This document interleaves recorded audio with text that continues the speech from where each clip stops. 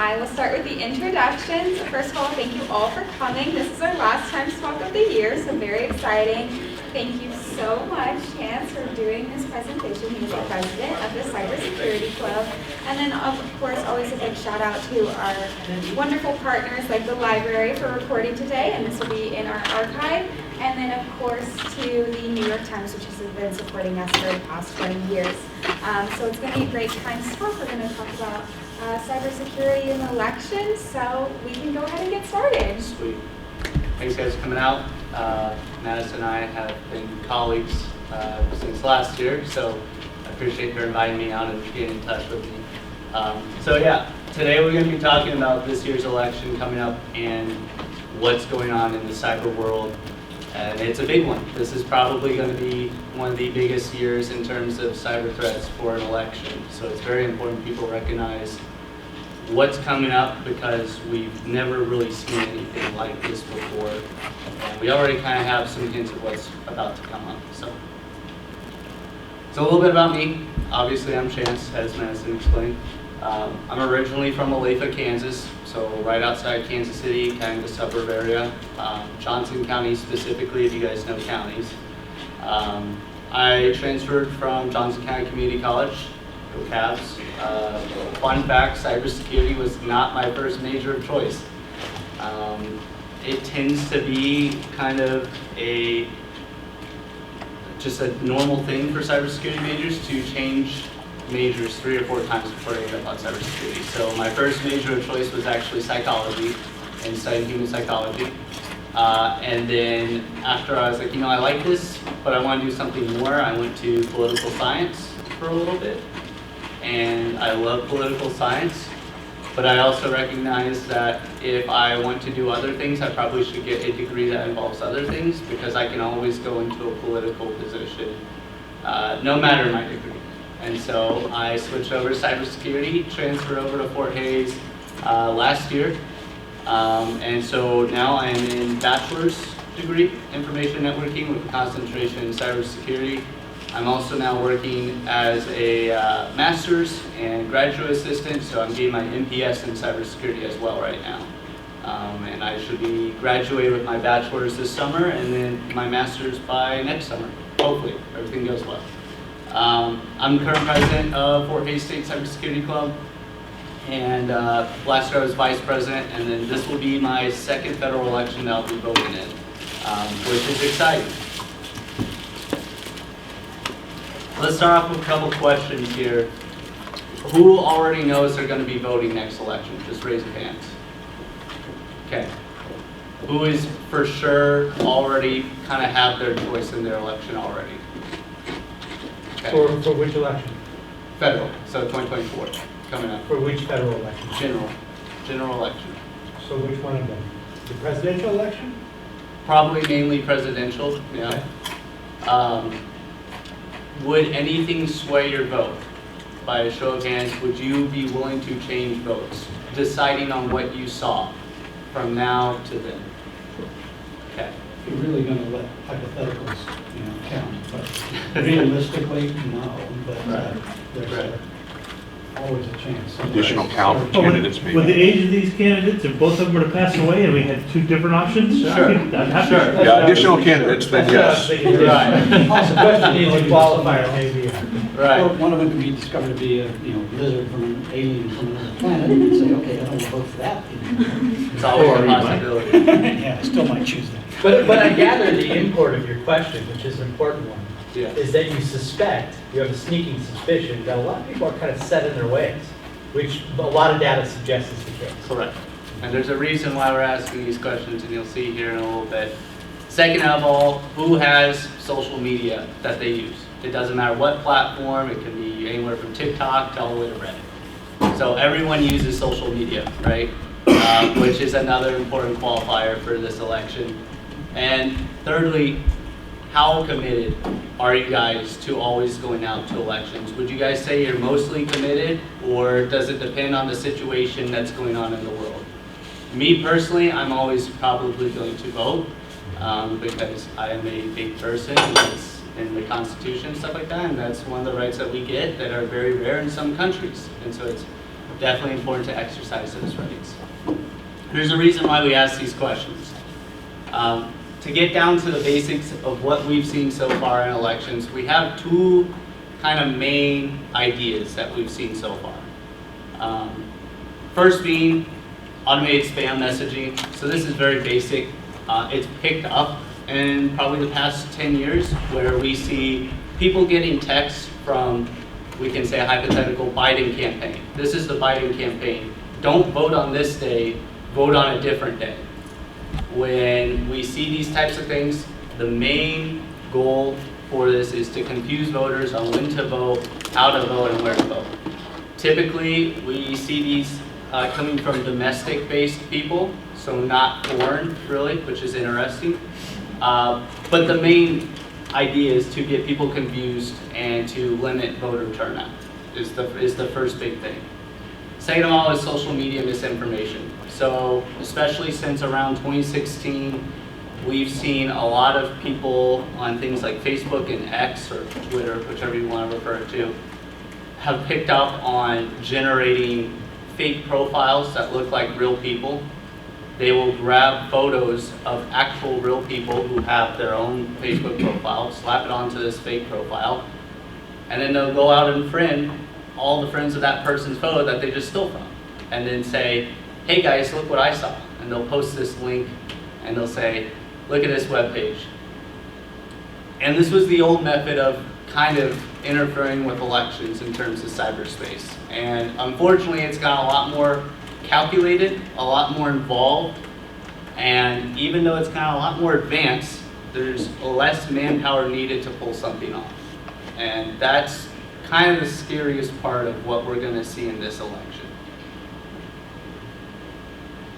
So what we're seeing today and what we'll see in 2024 is we're seeing a lot more foreign pressures, and that usually is occurring because of things outside of our country. So two big drivers right now that are going on is the Ukraine and Russia war.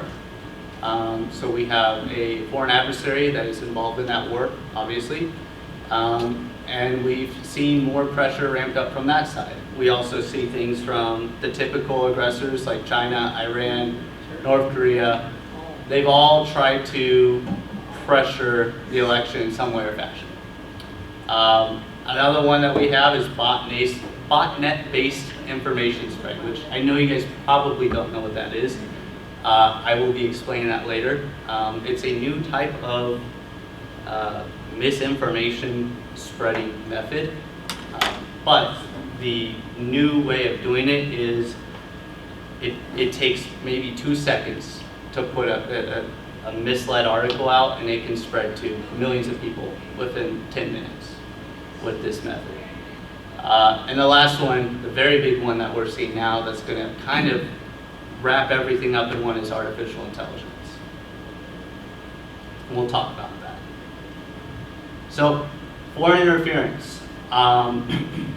We as cybersecurity students definitely pay attention to this. It has been increasingly clear that if there were to be, God forbid, another war to break out, it's not going to be boots on the ground this time. It's going to be the exact opposite. It's going to be through cyberspace. And it makes sense. If you can spare your people, you don't have to put boots and equipment on the ground. That's going to cost less money. There's going to be less political output for whoever started that war. And you can kick a country and kneecap them without having to do really anything. And then you can put your boots on the ground. So around January, there was an article that came out, and not a lot of people gathered this information. There is a new group called Volt Typhoon out of China. And I've been studying this critically for a while, where they were able to gain access to a majority of critical infrastructure here in America. So Volt Typhoon specifically targeted water treatment plants using outdated networking technology that was government backed. And what they were able to do was they were able to get into the systems that actually control the water sanitation plants. Now this has already happened before in Florida, and not many people remember. if you get access to these plants, since everything is computerized these days, you could increase the amount of chlorine you put in the water, you could increase the amount of chemical that you could put in the water. Some of these chemicals are fatal in high dosages, and it's already been displayed by Iran, who was able to gain access to a Florida treatment plant outside of this group, and they were able to increase the chlorine levels by 560% into the public drinking water. Now luckily, there was an operator on site, and they noticed this, and they were able to stop it before anything happened. Why do I mention this? Because this doesn't mean anything for elections. Every day, at every moment, there is some sort of foreign cyber attack that is trying to happen here on American soil. And likewise from us to other foreign adversaries, to be honest. The problem is our adversaries now have gotten to a point where they are becoming, at least in their critical infrastructure, more secure than the United States. The United States used to have an A+ infrastructure rating back in the 70s. That has now gone all the way down to a D-. And now that's physical infrastructure. Problem with that is we haven't been spending like we should have to keep maintaining and upgrading this infrastructure. So 80% of our power grid is still running on computers from the 90s. Our water treatment supplies, about 60% are still running from software in the Windows XP era, if anyone remembers those times. These aren't supported technologies anymore, meaning if they find a vulnerability, there's likely not a software fix. There's no way to patch these things. And even if they do find a way to patch it, hypothetically, probably not all these people are going to install those patches. And recently, we've seen now we've got a new infrastructure bill in progress, and that's going to help out a lot in this case. But the meaning to this is they are not only targeting our critical infrastructure, they're also targeting our critical infrastructure when it comes to elections. And that brings me to our second kind of bullet point, is what's called hack and leak. In 2016, the Russian Federation was able to gain access to DNC, Democratic National Convention, and they were able to access internal email servers, grab emails that are sensitive, edit them and manipulate them to look like other documents and real documents, and then publish them everywhere. Typically, what happens is they will do this the month before an election. Called an October surprise is usually how some political people will call it. And this is to actually maintain confusion to voter base, and they do it short enough time frame where the actual truth doesn't come out before the election starts, which is unfortunate because people will see this information. It may or may not even be real, but there's no time to even clarify or see where it came from or who it came from before the election starts. There's a reason they do that. Another thing that's being commonly practiced now is called brute forcing. So I study with the club, we do this all the time. So Sierra is our VP, she's going to be present next year at the club.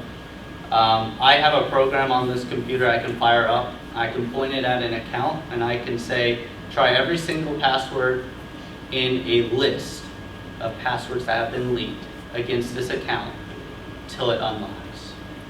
And this used to take forever, right? So if we look 10 years ago and I had an account and I went to brute force it, try every single password that's been leaked on the internet, it'd take years. Today, especially with the power of AI, what used to take maybe 1 or 2 years can take maybe a minute at most, which is scary because as we become more connected online, we have more leaks from, whether that be Facebook or whoever you sign up an account with. These people sell a big list.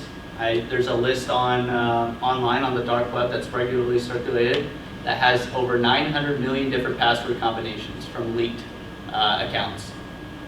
And people will take this list, they will set it, this program will scan the list and will try every single password against the account to unlock it. And this has been done more and more as we've gained more technological power. And the unfortunate part about that is it's not going to be harder. It's not going to get harder for them to do this. It's just going to get easier and easier and easier. I've kind of hit on this before, it all starts with the person. So I know probably a lot of people, or maybe some people, reuse their same password, or they have 2 or 3 main passwords that they use. Well, if one of your accounts gets leaked and you use the same password, someone on the dark web gets that list and they go after you, they're going to be able to get everything. And it's unhuman for us to remember a bunch of numbers and letters and nothing that means anything to us. And so a lot of people still retain, you know, oh, I'll use a password, my first pet, 1, 2, 3, 4, exclamation, right? Something personally identifiable to them. And so that is a big issue we're seeing right now.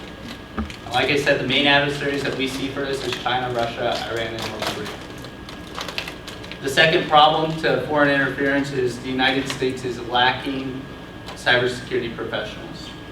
So as of right now, we have 4 million jobs that are open that can't be filled for cybersecurity professionals in the United States. In China, they actually have a negative amount.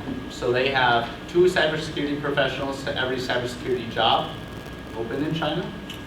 We have the exact opposite. There are 3 jobs for every cybersecurity professional currently in. And if current trends are right, we will likely see around 25% of the current cybersecurity workforce drop out of this sector within the next 2 or 3 years. The other issue, and this isn't an ethical thing for the United States to do, but it's a problem for us, is people like China will go and take kids who are 16, 15, even 14. They'll send them to these military camps, and the kids don't know what they're doing, but they're training them on how to hack. They're training them on how to interfere and get into networks. And what they will do is they will keep these kids until they're 19 or 20. Their parents will only see them 2 or 3 times a year, maybe, it's been noted.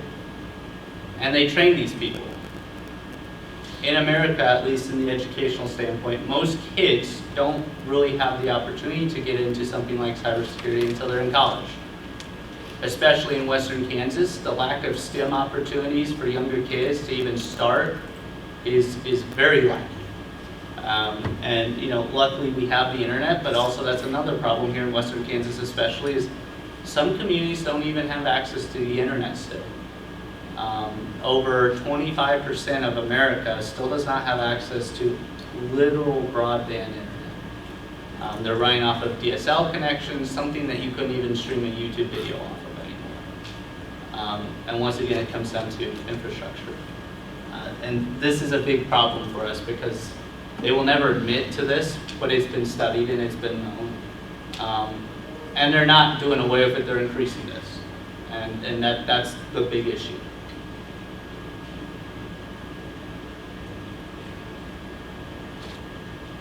Moving on. So I know I touched on botnets real quick.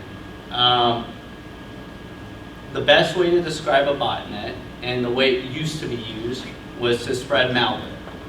So let's say you go online and you want to download Google Chrome. Well, you type in Google Chrome, you pop up, there's a first link that says Google's official site, download Google Chrome here. Right under that link, there's a different one that looks exactly like Google's homepage where you download Chrome. It looks exactly like Chrome, it runs like Chrome, but the problem is that package of software was manipulated by someone, either domestic or foreign, and it installs a backdoor on your computer or device that you install it on.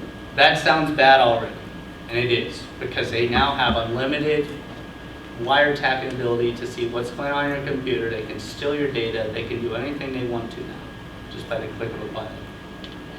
The other problem is they will make your computer part of a virtual network with all these other infected computers that they own into pretty much this giant supercomputer made up of all these other personal computers of people. And these people don't know. They have no clue that they're part of a botnet. You say, well, why would they do this? Well, once they get enough computers, they can basically send a command, one command to all these computers. They can have it attack a certain target. So a lot of times what we'll see is they'll get a botnet that are 2-3 million devices big, and then they'll send a command, the attacker will send a command, and we'll say to Netflix. And they will flood Netflix site until it can't handle it and it crashes. Takes down the whole network. Like, okay, it's Netflix, so what? We can go a couple days without our newest Netflix series, that's all right, right? Well, there's other things that can be attacked that can take down numerous amounts of websites. So one thing that has been known is called a DNS server. What that is basically when you type in www.google.com into a web search, a computer doesn't understand that. So what it does is it sends www.google.com to this server, and it's like a virtual phone book. So the server will say, this guy wants google.com. They'll find the IP address, which is the actual, you could say like physical home address of this site, and it'll route you there. Well, attackers have now become more increasingly emboldened to attack DNS servers. And unfortunately, a lot of critical services, a couple years ago, there was one called Cloudflare that was hacked, where Facebook, Google, Instagram, Netflix, Wikipedia, Twitter, all these websites at once went down because no one could get to it. No one could access the DNS server to get to these websites. This is important because, as we know, physical media in terms of news is out. We're not going to lie about that. Newspapers are on the downward trend. Most people are getting their news from online sources. Most people are getting their information from the internet. They don't have critical information that they can access, and then they start hearing things that maybe the adversary or the attacker wants them to access, so websites that may be controlled by whoever they're owned and operated by. You get into the issue of misinformation. Misinformation spreads across. You don't have anyone to verify it because none of the actual platforms that most people use aren't up. Now, this was the old way of doing it, and more now what we're seeing is they're being used with social media. So people will get their accounts hacked through social media from a botnet, but then these infected accounts will go and friend other people, and they look like they're normal friends, so they accept it, and this person says, hey, click this link here, check this out. If it looks like your friend, you're probably going to click a link, right? You're going to trust this person. They haven't done anything to you. You click the link, and you don't even have to click on anything anymore. They can steal your credentials to your media account. You're now part of this infected botnet. Within probably 5-10 minutes, you won't have access to this account.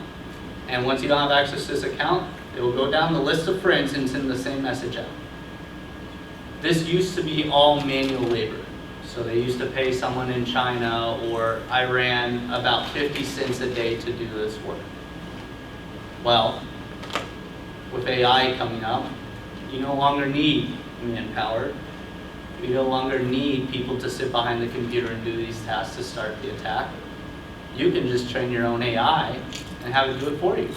In the background, 24/7, they don't get sick, they don't show up late to work, they don't have any other hidden agendas behind them. So why wouldn't you? It makes sense. Largely, what we're seeing this used towards is the older generation, which is easily the best generation to deceive when it comes to social media. I know my mom, she saw stuff on Facebook, she said, look at this website. I said, Mom, that website was created 5 minutes ago. And she's like, how do you know that? Well, you can look up when a website was created, who was created by, but many people don't know how to do that. I could, in 5 minutes, code up a website and have it say whatever I want to say and then blast it all over Facebook. That's great, but now that you have something automated, you can magnify your voice to exponential levels.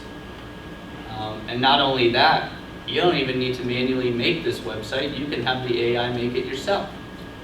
Just by saying, hey, I want a website that says this, this, and this. And it'll do it for you in a matter of minutes. And before, in 2020, this wasn't a thing really. And if it was a thing, it was left up to institutions for research, right? So we're talking medical research, things like that. Well, how many people remember ChatGPT when it came out? It came out overnight. I remember still, when I opened up TikTok one day, everything was about this website. Like, what is going on? And since then, we all know more and more people are using it. and it has gotten stronger and better every day. And that's what leads us to our next kind of thing, is artificial intelligence. This is the ultimate trend in elections, especially for 2024 and beyond. The scary part of it is pretty much anything that we've done before to interfere with elections can be done in a fraction of time, at a fraction of cost, and a fraction amount of overhead needed in general. And they don't cost. Right? You can hop onto ChatGPT and it's free. You can do a lot of that stuff for free. And what people will also do is they'll get some of these paid models that can do scary stuff. I say that as a cybersecurity professional, it's very scary. And as much as we want to say we have control over the situation, we absolutely do not. And there is no way to control this situation. We're not prepared for this in America specifically, especially in an election year. We've tried setting up rules and regulations for AI and enforcement, and that's stalled multiple times in Congress. There are many ethical implications to this, and there's a lot of things that we just don't know how to go about it because we've never had something like this. I've had some pretty heated topics with other people in my major, and here's a hypothetical. Let's say this AI makes a video of your voice, but you weren't the one who made it, but it uses your voice, and it uses a couple other people's voice to make its own little personal voice in this video. Well, if someone uses your voice in a piece of work, that's copyright, right? You can claim your rights to it, you have media rights, whatever. How does that work in AI? Do the people who had the voice that it learned from get copyrighted for that? Can you sue the person who made the AI? Because it's not technically them, but it was used to train their voice in the video. You were used by it. There's other things right now, especially in middle and high school, where things called deepfakes will come out. Women right now, especially, there's programs out there that will literally unclothe women for free. And then they'll be spread around for harassment, they'll be spread around for extortion. And these services are free, they're online. You can Google them. You can upload your photo, download the photo, and there you go. And the scary thing is beforehand you could kind of tell if something was generated by AI. Like, this doesn't look right. Why does that dog have 3 legs? Or why does that person have 2 noses and an ear on top of their head? And just like if you were a kid, you grow, your intelligence grows. The more you see around your environment, you learn, and you start to form to those opinions. It's the same thing with AI. AI is just like a human brain on steroids. The problem is this brain never forgets anything, ever. It will see every small detail, everything possible, and it will train itself on that. Another thing that has been used is malware construction. So like I said, for viruses, and this will target election machines, this will target election overseers specifically these days, is before AI was really a thing, 400 new pieces of malware viruses were produced daily. And these could be kind of the same types of malwares, or they could be completely different. With AI, and we're still in the infancy stages of AI, that number has gone up to over 400 million pieces of malware produced daily. All different, all going towards specific services, specific hardware. They're going after infrastructure, they're going after internet companies, they're going after cell companies, they're going after everything. And the person on the other end of this doesn't have to have any technical knowledge anymore to do this. And that's the issue, is people do not need any information to pull this off anymore. They just go to this AI model and say, hey, look at this system file, find the exploit, is there something vulnerable in this code that's not secure, and make a piece of malware for it, targeting it, and it will do it. And the problem is there's no way to battle this because right now, AI is mainly used for bad. And a lot of people will say, well, that's not true. I see, Meta, they just introduced AI to their Facebook app. So instead of searching someone's profile, like I could search Chance Anderson, when was he born? You can just say, when was Chance born? How old is he? And it'll tell you right there. You don't even look at the profile. The problem is people will use these models, and more than 80% of the time they'll use it for bad. They'll supercharge it. They'll tweak it to what they want it to be. And now they have their own AI model that's custom built. No one knows how it works because they're the only one who created it. But if you have, let's say, in your network, some people will implement AI to secure themselves from hacks, right? Well, that AI is only going to be as good as what it's seen so far. So we can feed it all these exploits or all these security vulnerabilities, and it'll remember it, and it'll make a model and say, oh, well, if I see this, I know what to do. I know how to stop this attack right in steps. Well, what about things that haven't been discovered yet?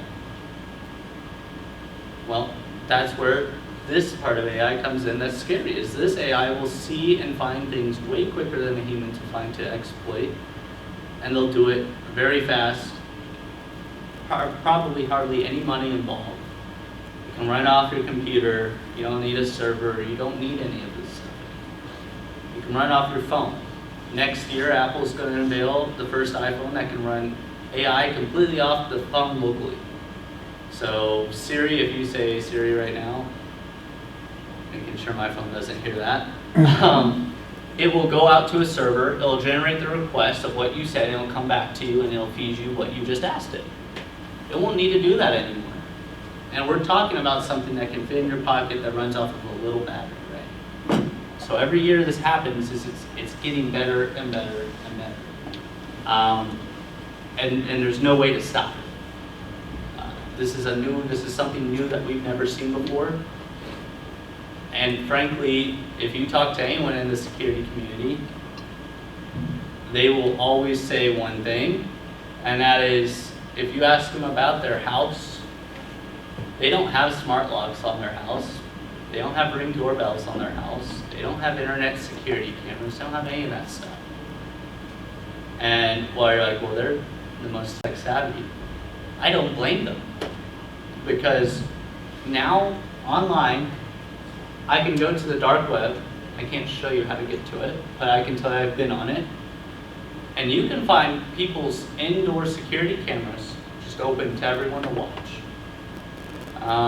And increasingly being used are botnets from AI. They will attack these security cameras, they'll gain access to these security cameras.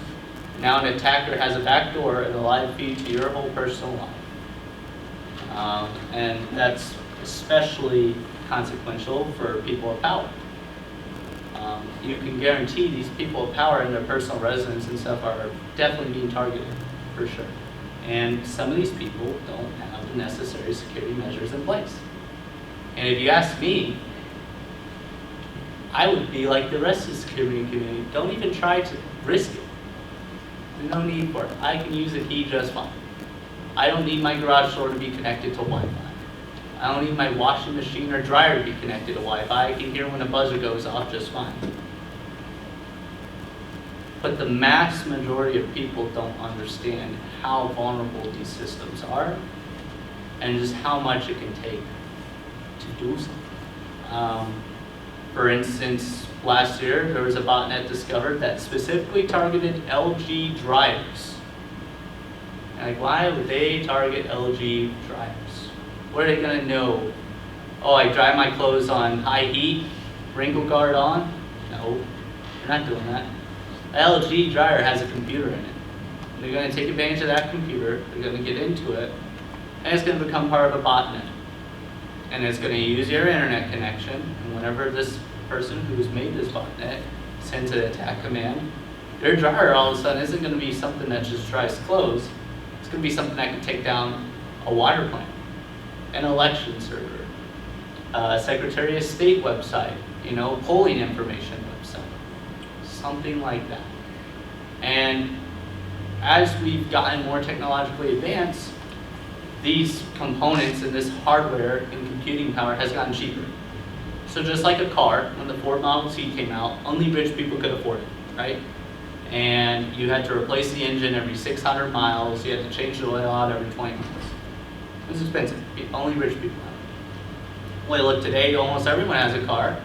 They last hundreds of thousands of miles. You don't need to change out the engine every time you drive it. You don't need to change the oil for, these days, 10,000 miles.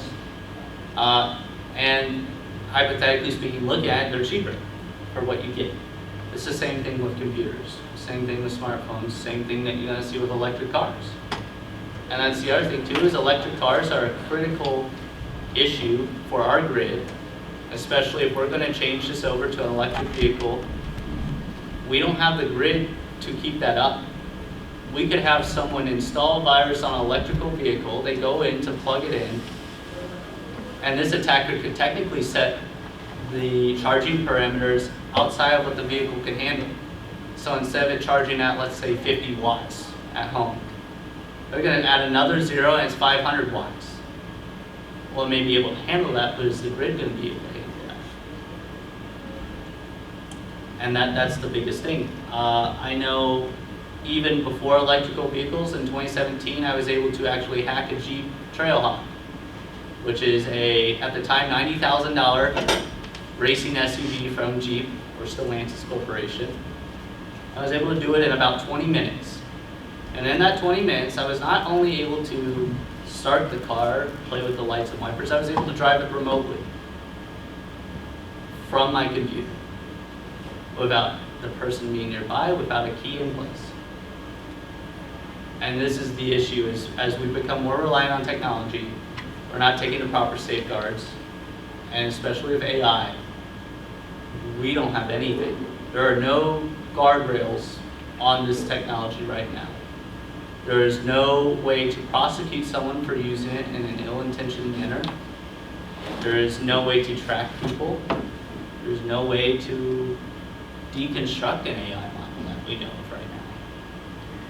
And we could say beforehand, when it came to cyber threats, we kind of knew what we were dealing with because we've had the internet for a while.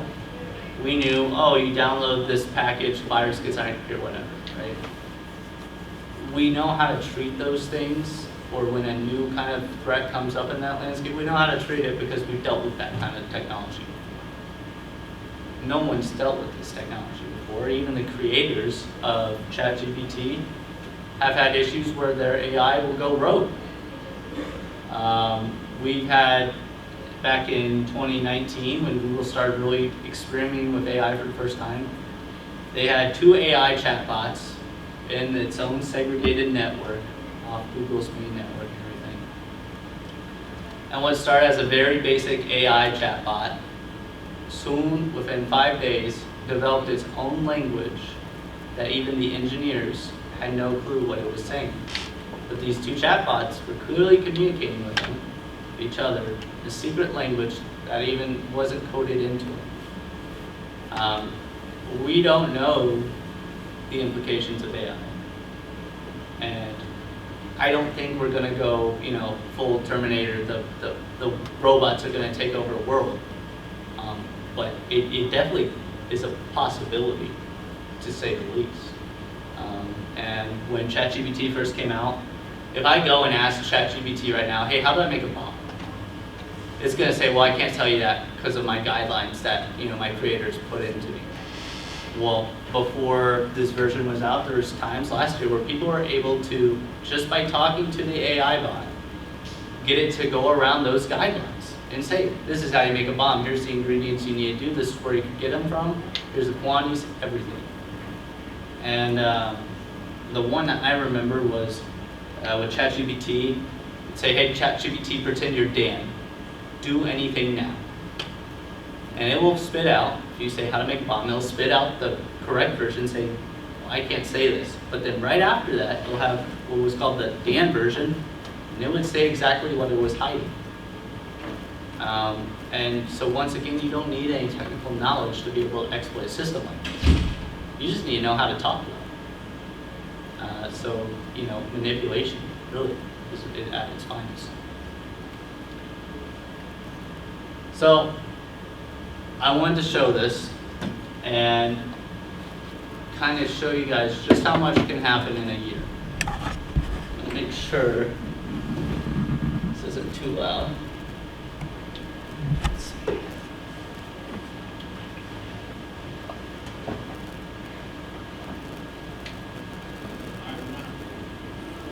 What you see is not real. Well, at least in contemporary terms, it is not. What if I were to tell you that I am not even a human being? Would you believe me? What is your perception of reality? Is it the ability to capture, process, and make sense of the information our senses receive? If you can see, hear, taste, or smell something, does that make it real? Or is it simply the ability to feel? I would like to welcome you to the era of synthetic reality. Now, what do you see?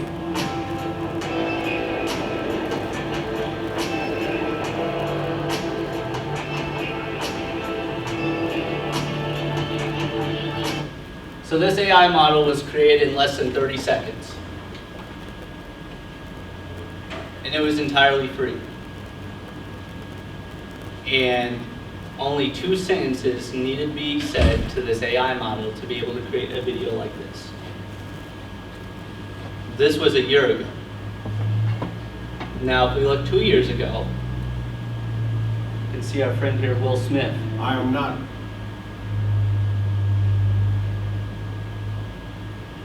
Maybe, let's see.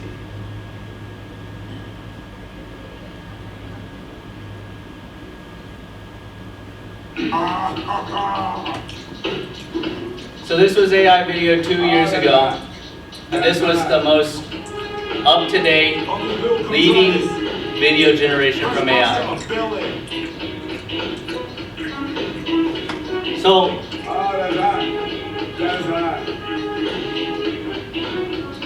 I think it's pretty clear which one we could easily tell is AI and not AI.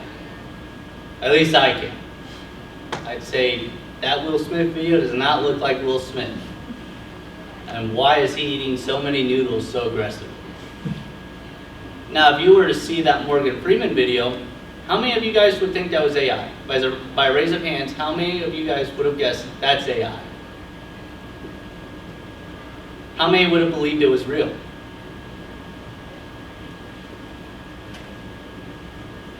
It leads to question that it's a possibility. And that technology, that generation of Morgan Freeman, was a year ago. Will Smith was 2 years ago. So in the span of a year, we went from this Will Smith video to that Morgan Freeman video. And that is what's scary about this technology, is once you build out this AI, it does not need oversight by the creator. It will learn by itself. It will make itself better every second of every day of every year. And as we continue to go through, technologies progress, we will see this type of AI become more and more accessible. It will use less and less energy, and it will be able to create things that are hours long.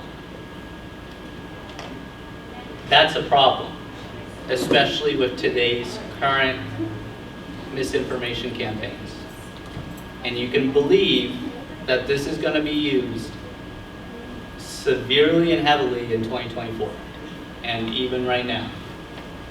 So there's already been known instances right now from a Russian group that's been known to interfere with multiple elections, not just the United States, that says they're from the Biden campaign. And it sounds just like Joe Biden. And it says, hey, Super Tuesday is coming up. Don't vote for me. Vote unaffiliated. Don't give me delegation votes. It's part of a plan. And most people will be like, well, that's a really weird plan. Why would you tell me as a supporter not to vote for you? What if it sounds just like him and everything else looks the same? It comes from the same phone number as the Biden campaign. You can believe there's going to be some people who will believe it. And they all have their reasons to interfere. some sides take softer approaches to different countries. Some sides or different political entities are going to benefit that person that's putting this stuff out. Will it swindle a whole election? Maybe, maybe not. But if we look at 2020, that election was very close. And so close that there was, we can say Georgia had 10,000 votes, was pretty much the margin of error that gave it to Joe Biden. We can look at other states like Texas. That's starting to get very close. It's especially potent for our nation because of how closely divided we are. And there's not really one side or the other in terms of affiliation. If we look at the two parties, that has a lead. I mean, if you look at the current affiliation rates, it's 53 and like 52% that they would identify as one side or the other. That's close. So when we have something like this, there's a probability that this can actually do something to the elections. And even if we find the people who create this, at least right now, we can't even charge them. We can't put them in jail. We can't reprimand them. These people have free reign. And at least right now, it looks like at least for 2024, that's how it's going to be for this election. And I feel that's going to have pretty grave implications for us, and not just us, but other countries. The only, I guess, countries that have really kind of put in some AI rules is the EU, but those are still under litigation. They probably won't be ready for their next election. And so we have a real problem on our hands where we have a technology that's getting to be so believable with no fact checking, in an area that you can throw up anything. So I could go to X and upload that, Morgan Freeman video. I can go to Facebook like, hey, look what Joe Biden said, and it'd be an AI model of Joe Biden. And it sounds just like it, looks just like it. His lips move with the audio. Everything looks just like it. So, what do we do now? And you'll ask a lot of professionals and they will say 3 words. I don't know. When I look at it, the first thing that has to happen is some sort of regulation. And that's tricky for a technology like this. Because, you could say regulation could inhibit on their First Amendment right. Freedom of speech, freedom of, expression. So how do you go about that? And that's something that I'll leave up to legal scholars, because honestly, I don't even know. But you can't just have a rogue technology like this without some sort of regulation. I mean, if you went and you hacked a hospital, they found you, that's a felony. You go to jail. You never have access to the internet again. You never have access to a computer if you get out even. If I hack a hospital of AI,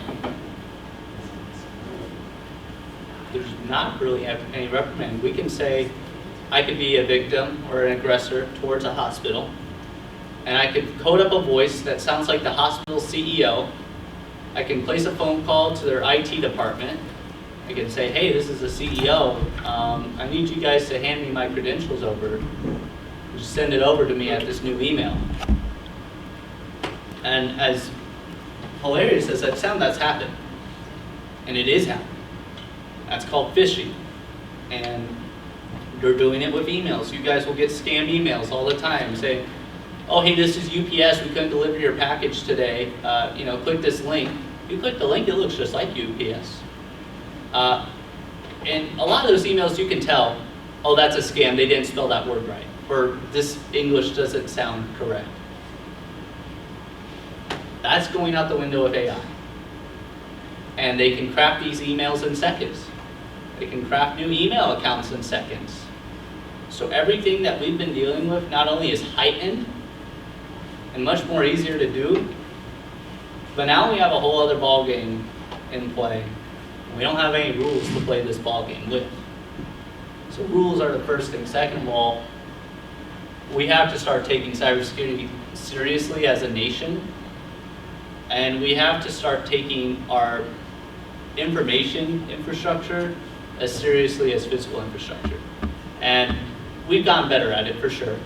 So back in the Obama administration, that was kind of the first time we rolled out CISA, which is a federal organization that studies cybersecurity threats. We've come up with frameworks. We're doing a good job. It's not all doom and gloom, but we're not giving it the type of resources that it needs to be able to fully compete, not only with the threats inbound, but also to kind of keep tap on our adversaries to see what they're planning.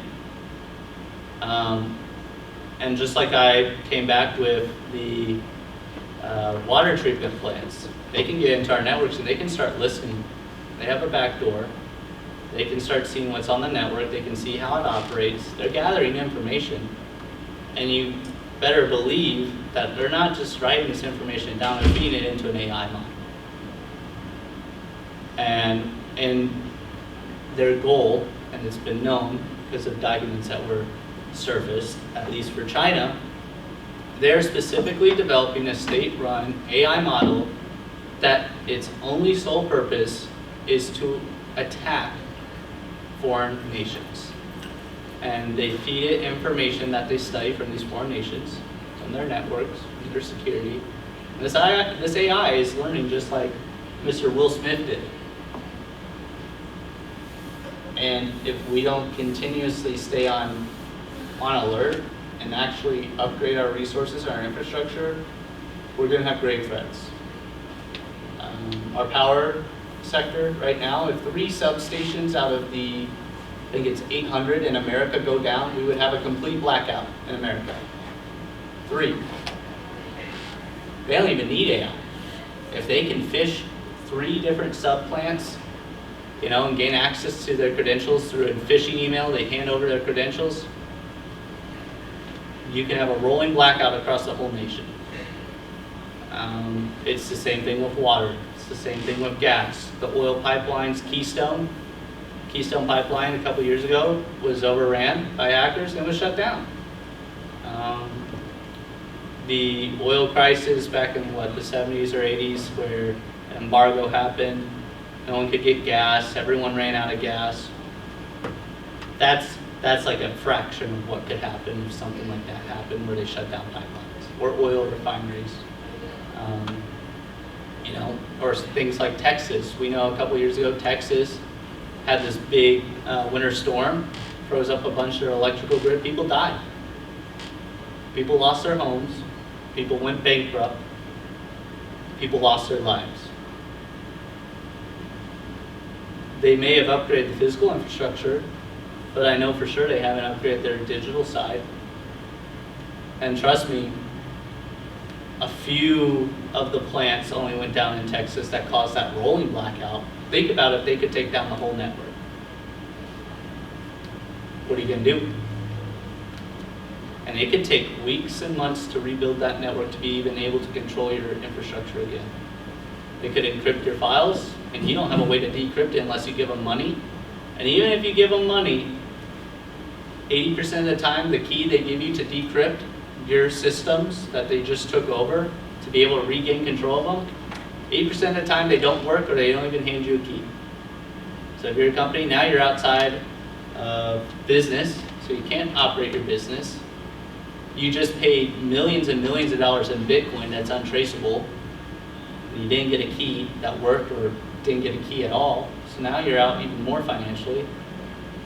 And God forbid you're something like a hospital or a public sector, or in this case an election.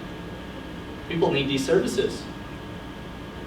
And that is what I hope that you guys kind of take and learn and think about this, is everything that has a circuit board or is connected to the internet is vulnerable.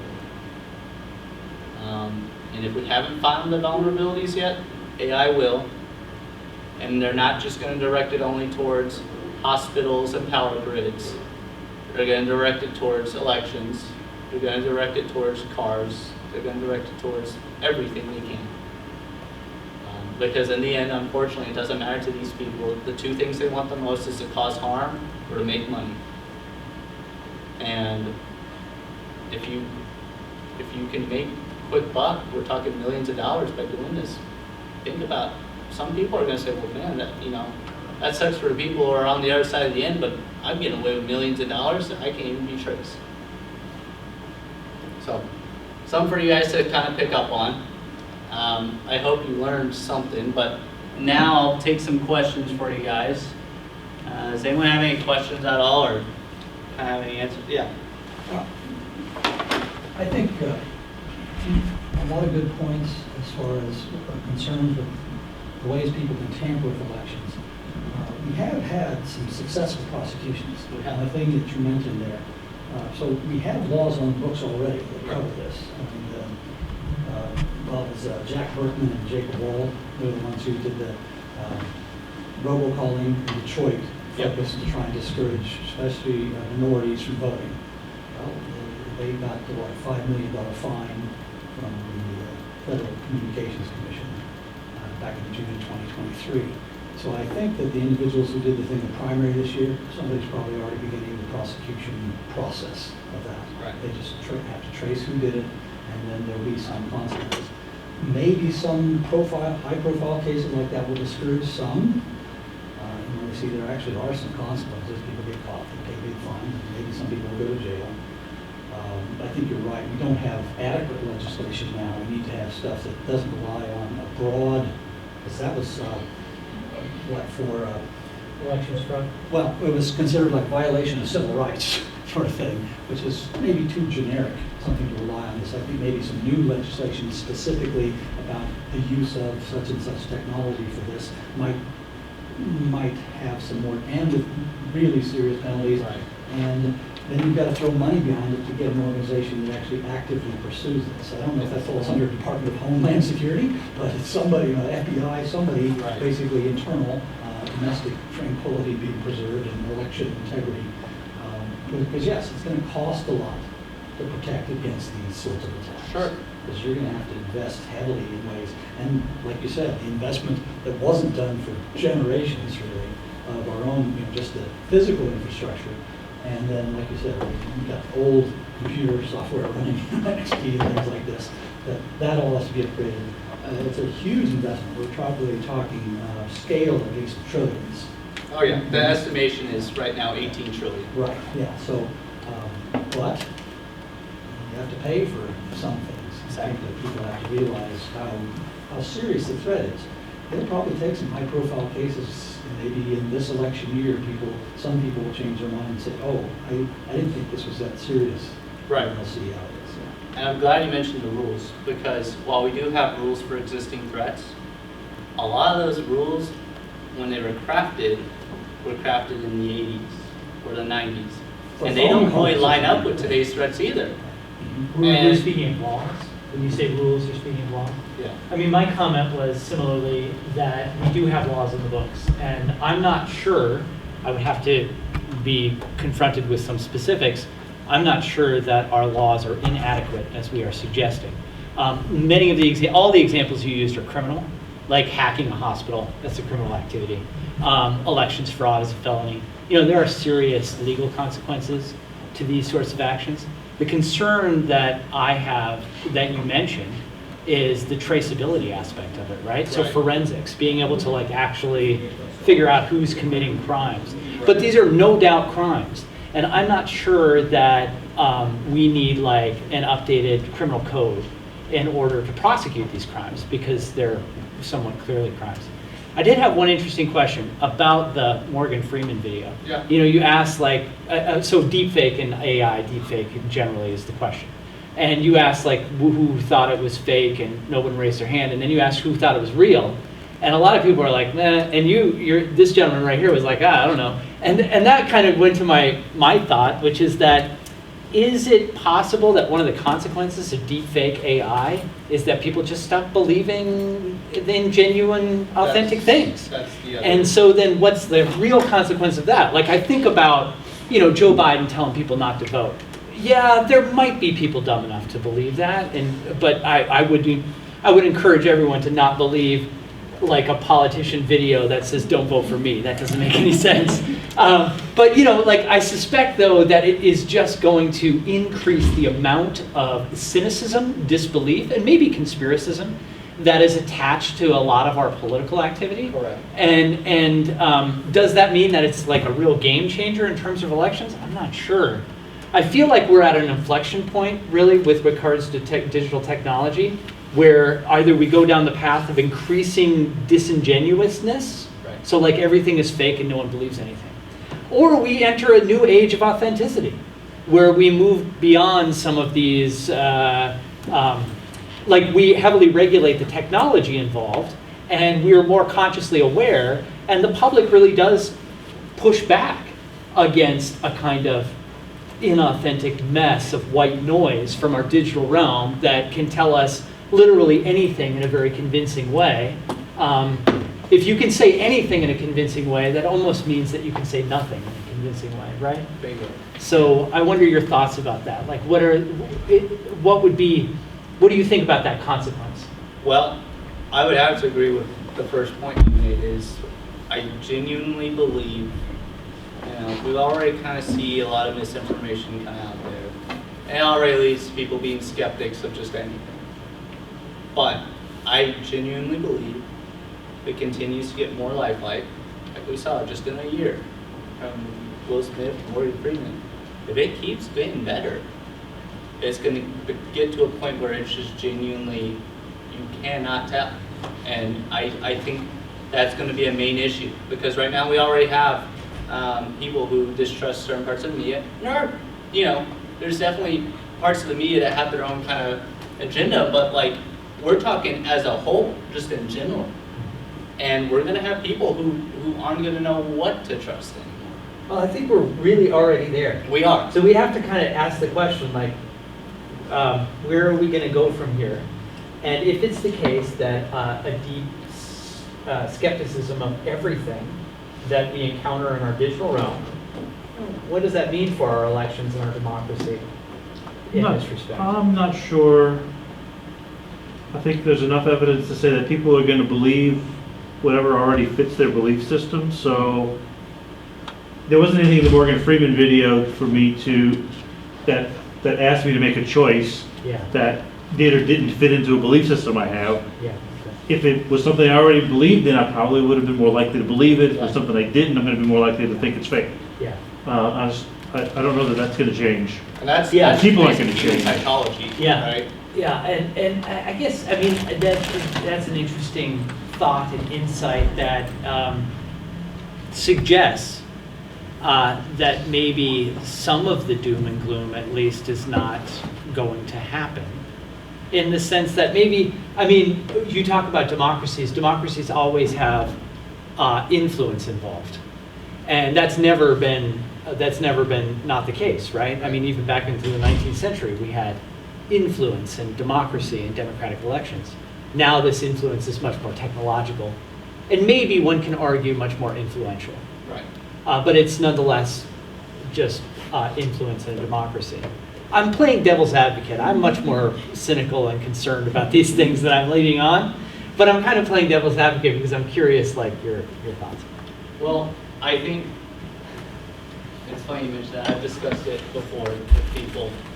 People are going to want to hear what they want to hear, right? Just in general news, even if it's legitimate news, right?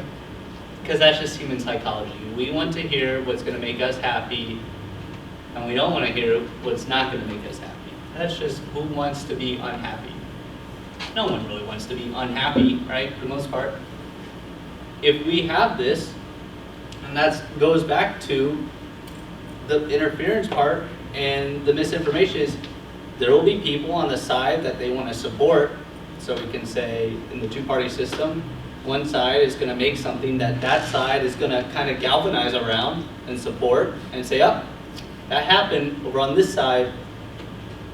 And it goes down the same road where people are going to have implications. It's already happening. We saw it a lot, especially when we went online with COVID. We saw a lot of that, like a ton of it. And you know, people, there were wild things that I've heard where, you know, I remember one time, and my mom even believed it, where they were injecting zebras with something from Pfizer and was turning them into horses. And people believed it. People believed it, you know? And that was the problem is, I think COVID really kind of amplified this because we had people all of a sudden who really weren't techie or online unless they had to be, now being forced online, constantly at home, on Zoom, on all these things. And that leads me to other things. There was a news article, a CEO got an email, I forget what the company was. It was his HR manager, the one that always sets up his meetings. They said, hey, we got a meeting with all the boards, director of board people. He got in there, and they were all the same people. They had the same voice, they looked the same. None of them were real. And they convinced him to wire $50 million to a third-party investment group for their company. This whole time, he was talking to AI. And it was recorded too. I mean, there's videos of it. And it, you know, if you knew these people and you were real comfortable with them, you're not gonna know. And so this leads me to the other thing. And we went to a security conference actually last weekend called B-Sides, JCCC actually, funny enough. And it was ex-CIA guy, ex-spy. And the biggest thing that you can do is develop a keyword. So kind of a keyword exchange. So he said bicycle and movies. So one person will say, man, I really want to ride my bicycle today. The other guy would say, yeah, I'm going to the movies tonight, unfortunately, so I can't. AI can't pick up on that, right? If you say that to AI and you have a specific phrase you guys say or something that implements the word movies and bicycle, that's one way to authenticate and know that you're talking to a real person. And it's funny because we like to be technology people, right? I'm a tech guy. I'm not gonna lie, I love tech. It's cool. You know, we were talking about literal rocks with electricity going through it, and now we have things like this, like a slideshow or a projector. But really, the biggest way in some of these cases to defeat technology is to not have technology. And it's kind of what I went back with, you know, the smart home stuff, things like that. There have been people who have gone into houses by just infiltrating their network. I don't know how many people, I work at Next Tech, on the help desk, and it would be surprising to see how many of the older generation will set a Wi-Fi password that's their first name, 123. So I think it all comes down. You know. Yeah, a couple of points here, I think, related. And it would kind of depend on what you mean by people do the thing that makes them, or they want the thing that makes them happy. An interesting thing, and there's I think a book I'd recommend to people, Hans Rosling and others, wrote a book called Fact Force. Mm-hmm. And it's really showing that many people have a very skewed view of the world. Yes. And when I've taught critical thinking classes at multiple universities, and I say, well, one of the things that critical thinking requires is that you have at least the basic facts mostly right, because you have to start with those as premises and reason accordingly. You know, should I go into a business venture with people in Ghana? What do I know about Ghana, the country?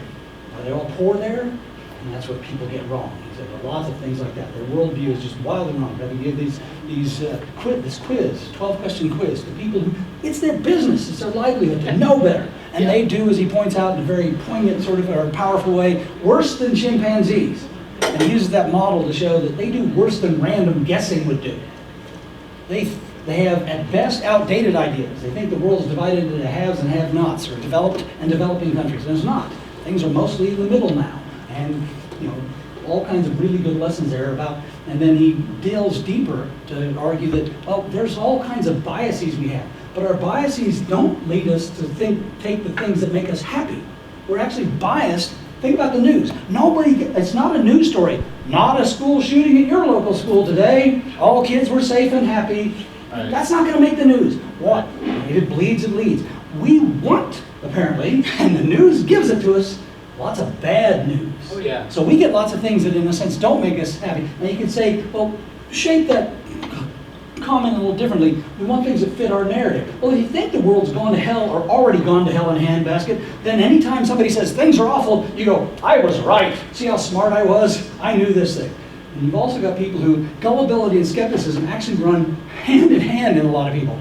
They pride themselves on being skeptical and not accepting any mainstream media, but then they'll take any, well, there's one guy who put up a site, like I said 5 minutes ago, where it now has an AI thing that created the website for him, and bang, boom, oh, I did my own research and I found this, and Exactly. I'm willing to accept that, when it has no credibility.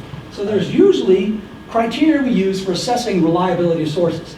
That gets harder and harder with everything you said in here today. Right. Everything gets harder if you get to where I can't tell. There's no Walter Cronkite anymore telling me something I can go, yeah, I believe what he says on the news for a lot of people anymore. So who do you trust? And then if it equalizes everything, that's disastrous. Because the whole point is you have to distinguish good, reliable sources of information from ones that aren't. Ones that actually did a vetting process, that checked. You know, and mostly rely on, well, there are consequences if they're wrong. Well, the guy who just put up a website, what if he's wrong about something? So, unless he did something illegal, across the line, well, nothing. A person just making a story about zebras turning into horses and nobody's going to get sued or prosecuted for that. And they're not going to have it, it's not like, well, we have to print a retraction, that's embarrassing. They have to say, no, we were wrong when we thought zebras were being turned into horses. No, that doesn't happen to them. But we normally think that's what makes mainstream media more reliable. There's consequences, usually financial consequences. If they get serious stories wrong, if they get some basic facts wrong, there's the embarrassment, maybe somebody gets fired over this. So there is a process in place, but it gets undercut if everybody ends up thinking, oh, they're all equal. The democratization of information distribution has some dire consequences in terms of, and it undermines, when we say, oh, well, what's the big deal about this? It undermines so many institutions that democracy has so far, in modern times, relied upon for people to for it to function. Education. Yeah. Well, thank you guys for sharing all your thoughts, and of course, another big thank you and round of applause for Chance for giving us all this amazing insight. I hope you guys learned something. I hope you go, walk away with some thoughts, and definitely appreciate you guys coming out. And if you have any questions, I think Madison will be able to route you my way. So. And I encourage you all to continue these conversations. These conversations are what keeps democracy breathing. Yeah. Thanks.